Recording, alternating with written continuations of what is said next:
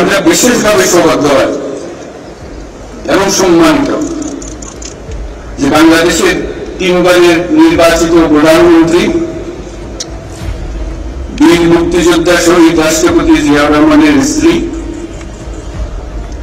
বেগম খালেদা জিয়া আজ এখানে আমাদের মধ্যে উপস্থিত আছেন।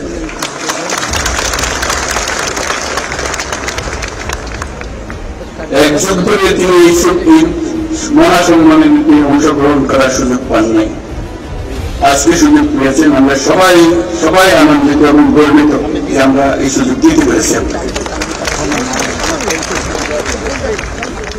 শারীরিক অসুস্থতা সত্ত্বেও এই বিশেষ দিবসে সবার সঙ্গে শরীর খাওয়ার জন্য আপনাকে আবারও ধন্যবাদ।